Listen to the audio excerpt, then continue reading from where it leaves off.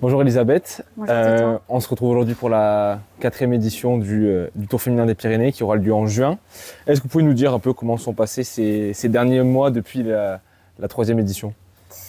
Je pensais que ça allait être plus facile par rapport à cette édition qui a été vraiment une réussite, tant sur le côté sécurité, mais sur le plan sportif, parce qu'on a eu vraiment une belle bagarre. Il y a eu du suspense vraiment jusqu'au dernier jour. On a vu la victoire de Usua Ostolazza qui est une très belle championne et qui a été championne d'Espagne en suivant. Donc ça a été un super moment d'émotion aussi, en tout cas avec elle, parce que son manager est venu me voir sur le Tour de France Femmes et qui m'a dit « Elisabeth, il faut que tu continues cette épreuve. On a besoin d'épreuves comme celle-ci. » Depuis qu'elle a gagné cette épreuve, elle a pris confiance en elle. Et pour moi, c'était un beau moment, en tout cas, de ce qu'il m'a dit. Il me dit ça me pousse en tout cas à continuer. Mais en tout cas, ça a été finalement difficile parce que quand l'État a annoncé en fait les restrictions de budget, j'ai eu des collectivités qui s'étaient un petit peu engagées et qui se sont retirées. Donc, il a fallu trouver au dernier moment en fait des villes-étapes. Donc, heureusement que j'avais quand même, c'est quand même ma 4e édition et que j'ai un petit peu de réseau et qui m'ont bien accompagnée, qui m'ont mis en relation avec des maires. Et du coup, ça s'est fait. Et puis, c'est à force de ténacité, je dirais, parce que c'est vrai qu'il ne faut pas lâcher. Voilà. Ouais. Mais j'ai une super équipe aussi qui m'accompagne au quotidien.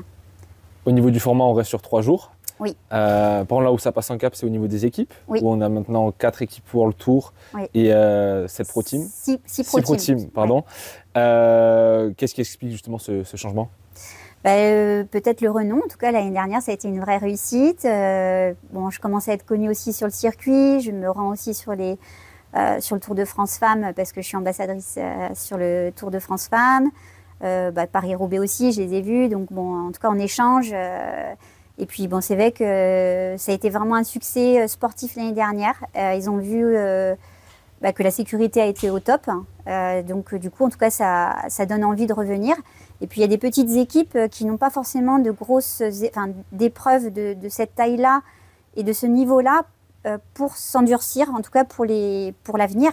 Et du coup, en tout cas, j'ai eu 21 équipes. Normalement, j'avais prévu 20.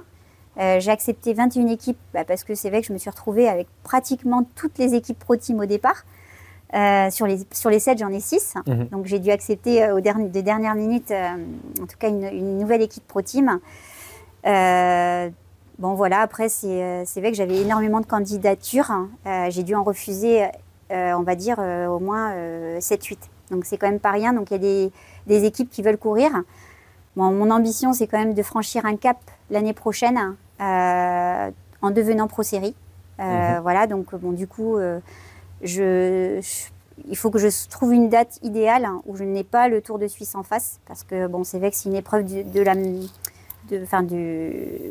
à peu près avec les mêmes difficultés, avec une région montagneuse. Donc en fait, voilà, je suis en relation avec l'Union cycliste internationale depuis le mois de janvier, avec qui je discute beaucoup sur la date idéale, avec mes contraintes, parce que j'ai beaucoup de contraintes en termes météorologiques, en termes aussi par rapport à la gendarmerie, des épreuves aussi qui sont dans le coin, le Tour de France qui arrive par exemple mi-juillet, donc je ne peux pas prendre cette date-là non plus. Voilà, donc c'est pas facile. Et puis il y a quand même beaucoup d'épreuves au niveau du calendrier international, je ne dis pas en France, mais au niveau international, qui prennent la place. Et du coup, je ne vais pas être en concurrence avec ces épreuves-là. On a la Vuelta, maintenant on a le Giro aussi qui va sûrement changer de date. Et puis on a des Tours de Burgos, puis on a des épreuves d'un jour qui sont quand même réputées. Donc en tout cas, l'idée, c'est vraiment de trouver la date idéale qui sera pérenne et qui pourra accueillir les meilleurs du monde avec des grosses têtes d'affiche telles une Pauline Ferrand-Prévot, pourquoi pas. Ouais, donc le but, c'est vraiment comme vous l'avez dit, de ressembler au Critérium du Dauphiné pour les hommes. Oui. Et justement, hormis la date, comment on fait pour arriver à passer un cap ? Est-ce qu'il faudra passer à plus d'étapes ? Quelles sont les clés ?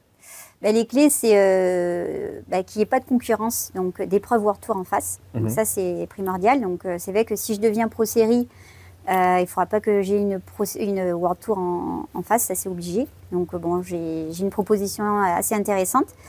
Et puis après, il y a l'histoire de diffusion télé. Donc en fait, Bon, aujourd'hui, elle est diffusée depuis le début, donc bon, c'est plus un souci. Bon, c'est vrai que j'aimerais franchir aussi un cap, et pourquoi pas, si j'ai le plateau idéal, c'est-à-dire les meilleurs du monde qui peuvent concourir pour qui seront là en fait au départ du Tour de France Femmes.